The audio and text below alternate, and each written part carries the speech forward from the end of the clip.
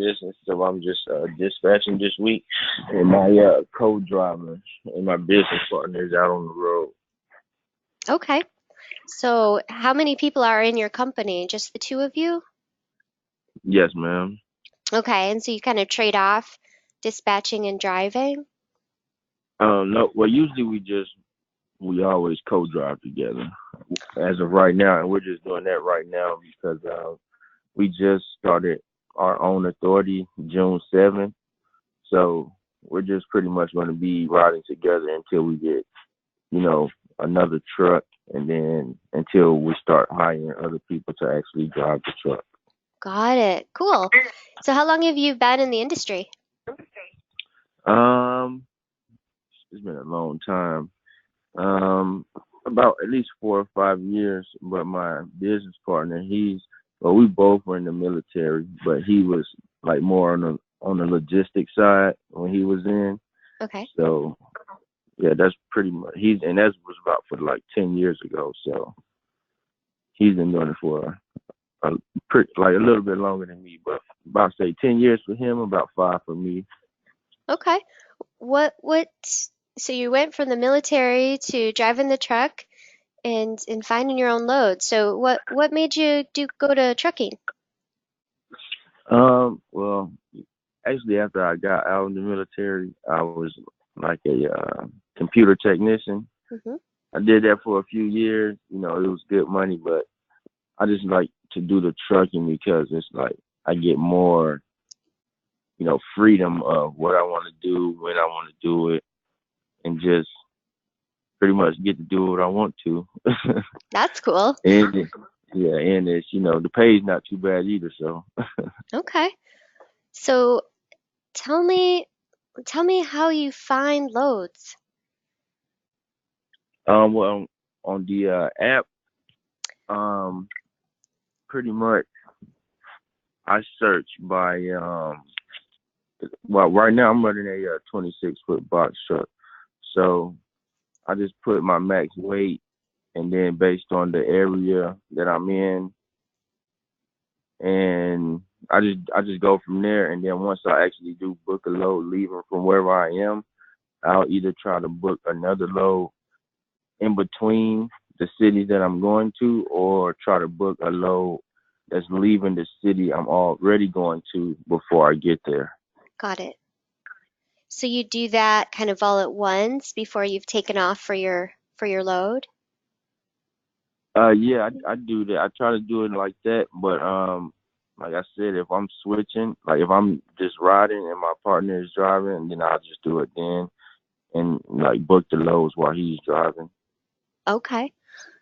So you're using our DAT product. Have you tried some other load boards too? Um, I've tried a few, but this one is pretty much the best one I like so far. Okay. How is it the best compared to the others? I mean, I like it better because you get to be more specific as to like what kind of truck you're actually using in regards to like when you search for a load, you can be specific in the loads that show up, so you don't have to go through as many loads trying to find one that can actually go on our truck. And then I like how the sorting features, like how you can sort, like leaving the city with the smallest deadhead, or like the highest rate, and those type of things. Okay. So are you finding a lot of loads that have rates posted or no? Oh yeah, and that's what I was going to say. Also, a lot of the loads don't have the rates posted, so you have to call in anyway. And that's like one of the. I think I left a comment on that a few weeks ago. Like, I think that should be a requirement for the brokers to have to put the rates on there, or at least like a starting rate or something like that. Like a range maybe? Okay. Yeah. Yeah, that's good information. So you're searching on the load board and you're searching by equipment type, like that's important, and then the weight, and then the Mhm. destination, and the minimum deadhead miles. So what do you have like an ideal deadhead miles you're trying to get to? Well, obviously 0, but some number in your Yeah. mind that you wouldn't go over?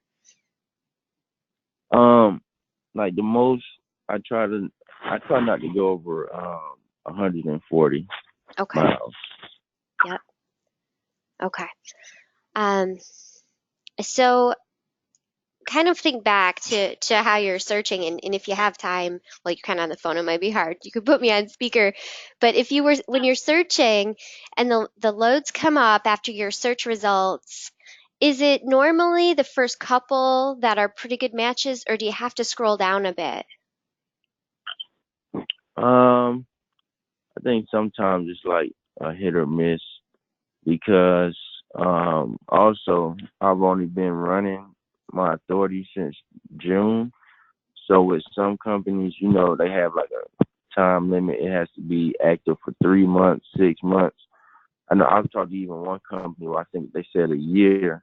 So I guess it just depends because I've actually worked with some companies who said it has to be a certain time frame, but they couldn't find anyone else to in that area in any time frame that was soon. So they actually just pushed our paperwork through and allowed us to do the load. So I guess it just depends on like the broker company and then just the time and situation. Got it. That's got to be a struggle in your first year, just trying to get business to stay afloat for a year. Yeah, it is. So do you have when you're searching then, does who the broker is come into play? Like, would you choose one load over another because you've worked with a broker before? Um,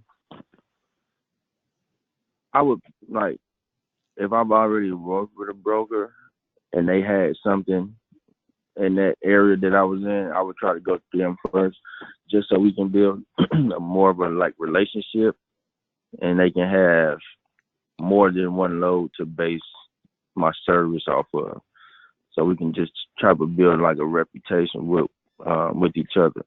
But if it's just like I'm just in any city and like whatever load I get first is paying the best, because once we find a load, like we base the loads, like we compare a few loads on each other, like the profit, the mileage, and everything like that, and we also use that to base like which loads we actually will take. Okay. What does that calculation look like, how you're making that decision? So what's the first important thing? Well, the first thing is we try to get at least like $1 a mile. Okay. Like to say, like, because sometimes there'll be a lot of loads like going from New Jersey to California, and they'll be paying like $900, but that's 2,700 miles.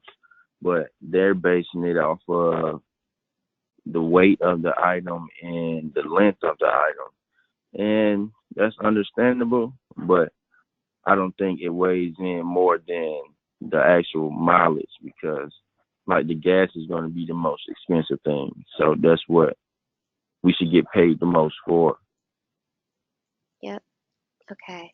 So let's say you've got two of them that are meeting that requirement. They're at least $1 per mile and they're around the same. What would be the next piece of information?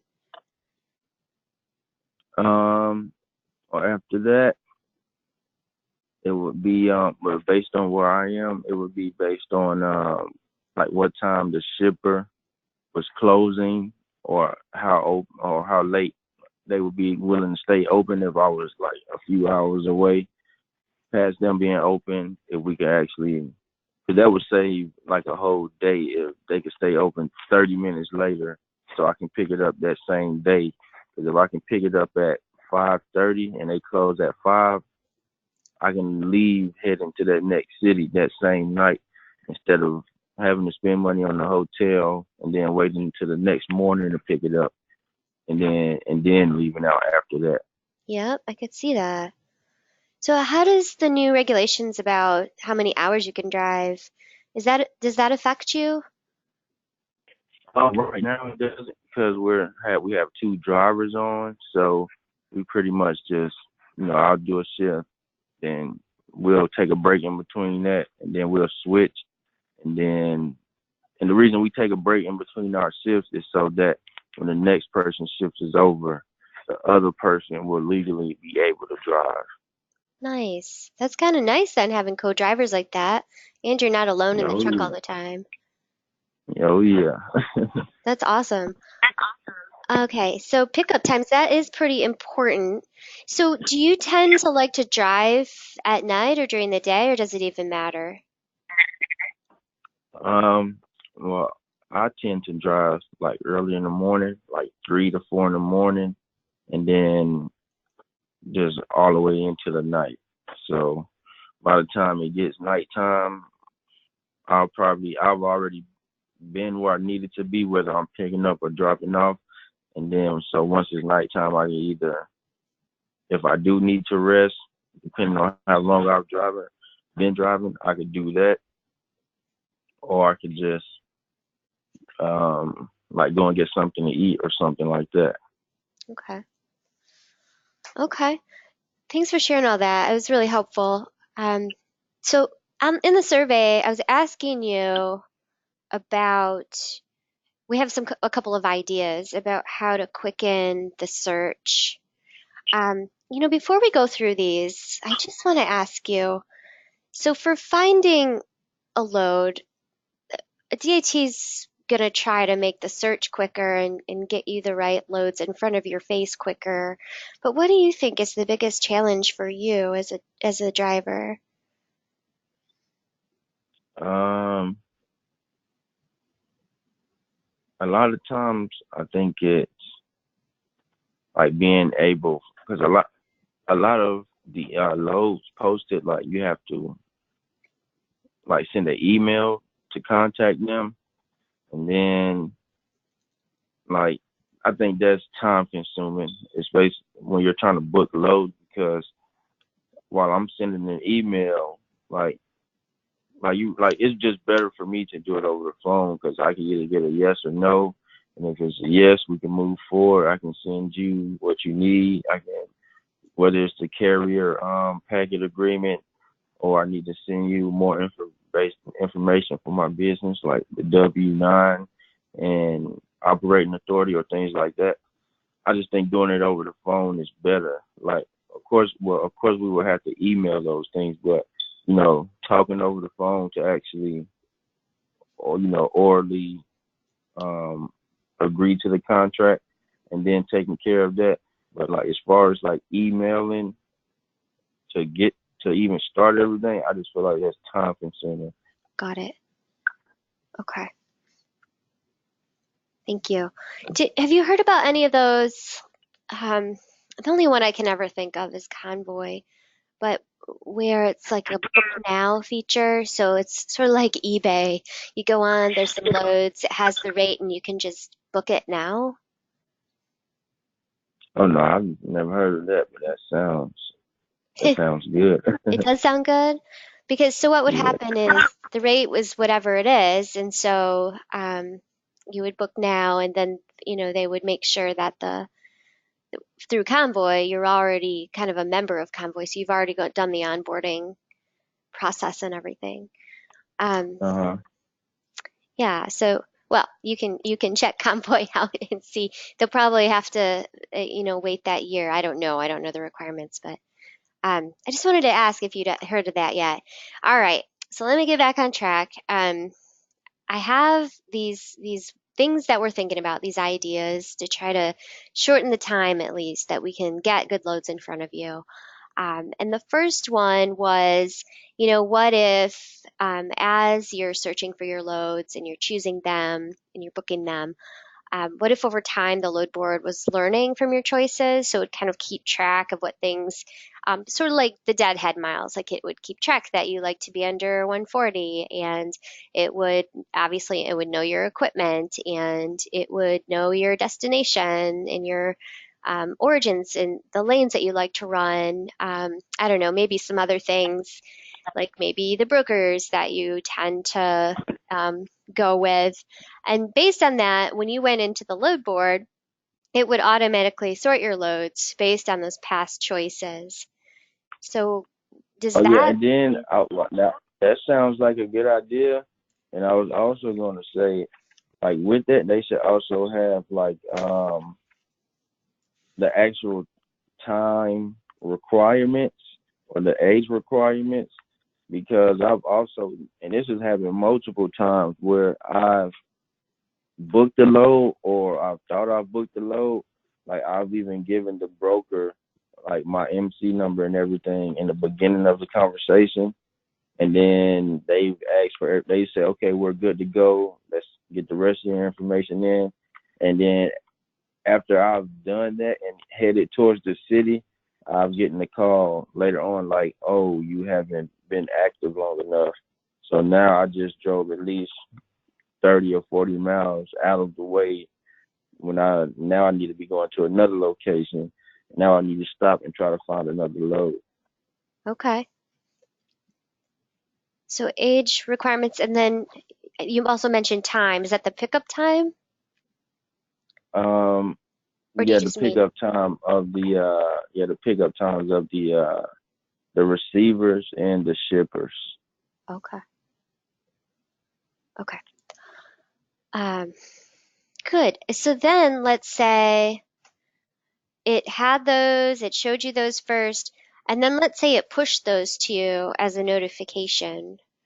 And maybe that's email on your mobile phone, maybe that's a push notification. What do you think about that, receiving a push? Yeah, that sounds good. I think I had saw that mentioned in the app also, and I like the idea of that. Okay. Do you have any concerns with receiving some notifications about loads like that? Or do you have anything that does that now? Um, I don't have anything that does that now, Okay. but I don't think I really have. Well, I can't think of any concerns right now that I would have for that, unless it just, like was sending out loads that weren't based on, my requirements or my preferences. Uh-huh. Okay. So let's say then that the load assistant that was going to push you some loads, what if it used like hot market data to recommend your next load? So what it would do is it would use your current location right now and your Uh-huh. home location, and it would compare a whole bunch of possibilities of loads with destinations in those areas that have better load to truck ratios. Oh yeah, I like that. Okay. Is that something that you kind of look at on your It own? is. That's what I was gonna say. Yeah, that sounds like what we do. It just takes us a longer time to do it. Got it. So this way it would kind of calculate it for you. Yeah. Okay. So what if it was looking at the load assistant used your past lanes and markets to recommend some loads to you? That sounds good also. Cause I mean, but I don't have really like any restrictions also, cause we've even been like as far as Alaska. So Wow, Alaska. You're in North Carolina? no, Georgia. Oh, you're in Georgia. Wow, Yeah. that's quite a trek. Yes, it was. Cool that you went to Alaska. Anyway, I'm going on a cruise to Alaska in about 2 weeks, so that's cool. Oh yeah. Yeah, I'm excited. Um, okay, sorry, I get distracted. So, so for the lanes, it sounds like it might not be as useful as the other ones because you'll pretty much go anywhere at this point. Is that kind of true? Yeah. Okay, because Alaska. Okay. So this next one is, let's say that the load assistant on your phone on the app kind of tracked. It knows what load you're on and it knows where you are, that you're about to reach your destination. And as you're reaching it, it would start recommending loads you could book next from the location that you're reaching. So you might receive some notifications about loads that are good, even if you've already booked a load, your next load. So tell me about Yeah, and that sounds good. But the only thing I would say about that one is like when you would be able to like choose what time they start to send you recommendations for those loads. Like whether you want it to be like an hour out or once you arrive, or just be able to change the time that it starts to send them out. that. Okay. Tell me why that's important. I would say that just because it could be a load that's posting that city that you're leaving, but they posted it way before you get there, but you'll be able to pick it up once you get there. But if you wait until you get there, it's probably already have been booked by somebody else. Got it. So it really matters about the pickup times and exactly where you are. And then also how Yeah, long it's going to take you to get unloaded, right? Because doesn't that yeah, and vary? yeah, that too. Because sometimes the people when you get there are very good, and sometimes they're just very slow. So Yeah. it just all depends. Yeah, they're not as motivated to work fast as you are. Oh yeah, that is true. All right, sir. So then I got a couple more. So this one is, let's say it kept track of the brokers that you've done business with, and it would recommend those loads to you, any loads that are posted by that broker. What do you think about that? That sounds like a good idea too, because, or especially for us right now, doing work with the same broker is more of a short thing for us because we know that we're already qualified to run loads for them. Yeah. Is the onboarding process very long or difficult or challenging anything? And Go oh ahead. yeah, that's what I was gonna say too. For some, it's very simple, and then for some, it's like it's been so long to where I just wanted to say I'd rather find another load because it Wow. just felt like I had to do too much, Too much stuff. and Yeah. it's too much. Like, and it's not even filling out the paperwork. It's just the type of, I guess, the software or the way that they're using it that it takes so long to fill out certain brokers like carrier package. Like some you can just because I have an iPhone like pretty much the rest of the world, but everybody is just it's like I can just drop my signature in on most forms and just like open up a PDF and then just edit the PDF and just send it right back. But for some brokers, you can't do that. Like some, you have to actually be able to print it out, scan it back in. And I guess it's just because they don't have the software or whatever, but I don't know. But some people it just takes way too long. So if you have to actually print something out, what do? You just have to wait to get home or what? Um, well, with that, how I do it is, well, I used to I went to school for information technology, so I just manipulate a lot of things, like, because I mean, there's no way for us to be always able to get to a printer. So it's just like some things I can work around on the phone and just make it look like as if it was printed out. Oh, I gotcha. I do that too.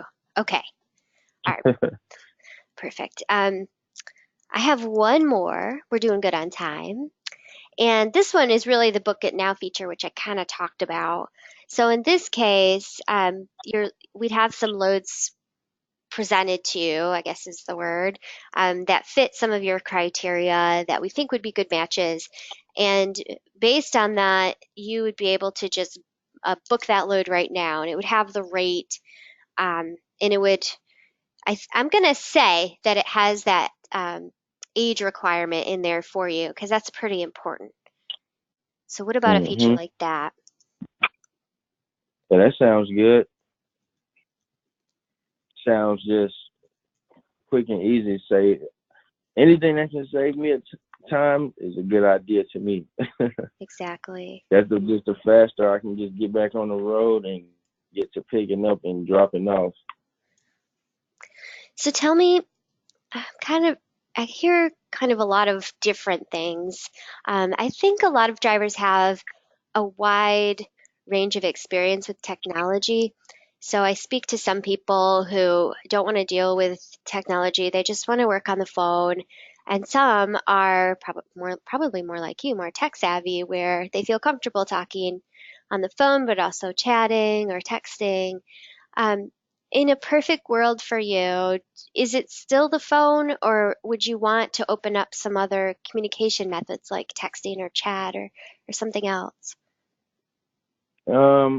I mean, I prefer the phone because I just like talking to an actual person.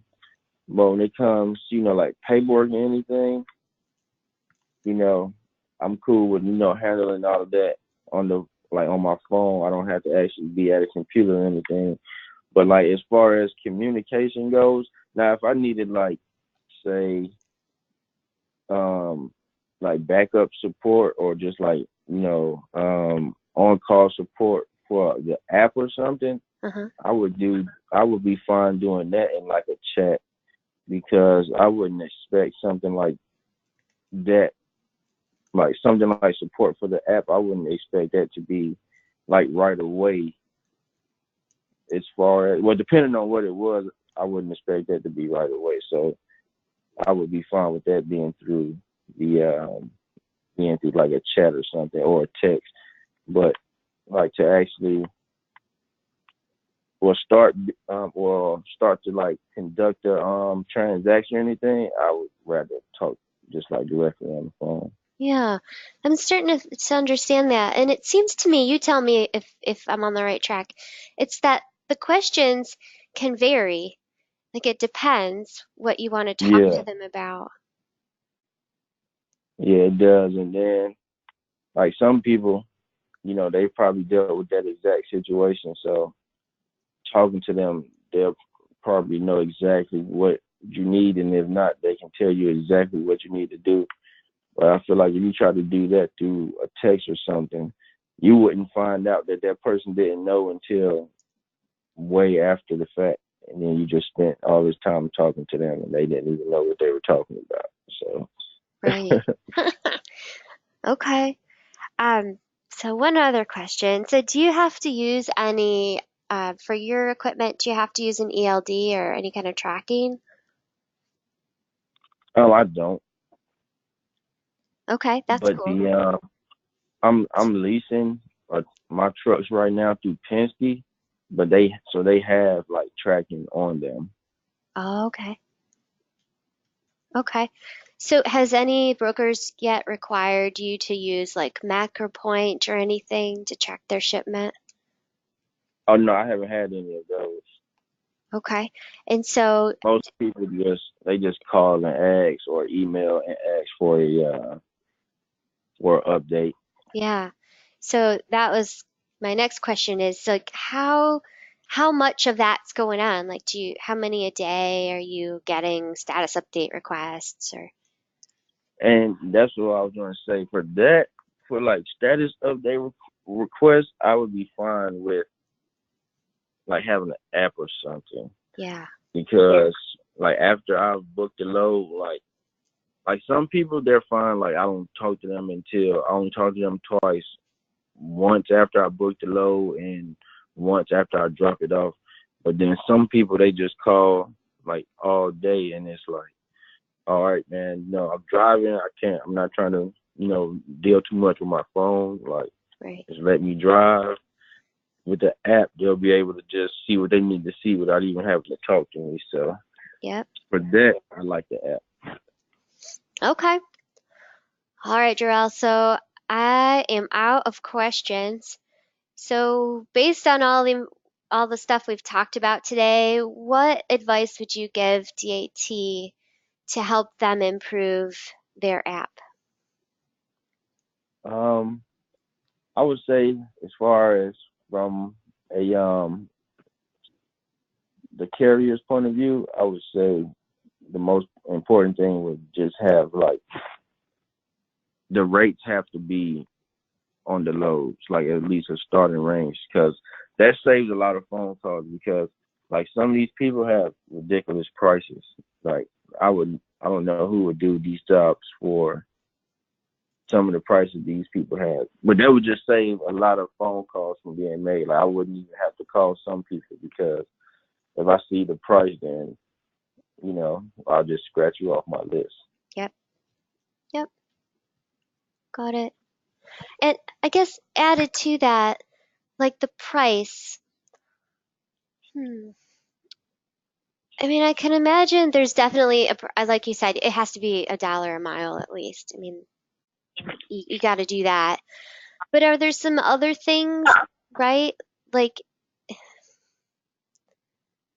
but I guess all that information's on there. The other stuff, well, the pickup times, age requirement. So, but price is the most important thing. That's the thing that you're looking at first. Yeah, that's always the number one. Because and then I try to work with some people. Like if I can find something that's going that same location and I can put it together, and it's not like if I can get one person's load to be at least $1 a mile, and then the other person is only 75 cents, then I'll do something like that. But if I'm telling the broker that your load is the only thing I have going that way, I need at least $1 a mile, and then we can talk about everything else after that. Okay. Okay. Well, thanks so much for your time today. Um, I have two emails for you, two email addresses. Well, actually, I should tell you this. So I want to give you $75, and I can do that a couple different ways. I can send you an Mhm. email, and you'll have like an e-card that comes with, a number that you can use online, or I can credit your account for $75. What would you prefer? Um, you can just do the e-card. All right. So I will get that out this afternoon. Now, sometimes because it comes from giftcards.com, it might look a little Uh fishy, but it really is true. So just kind of watch for it by the end of today. huh. All right. And if you don't get it, just let me know. It might have went to your spam too. It tends to happen to me.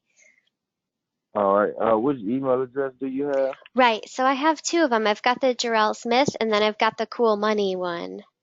Which one? Um, you can send that one to the Jerrell Smith one. All right, Jerrell Smith. Okay, sir. You have a great day. You too. Thank you. All right, bye-bye.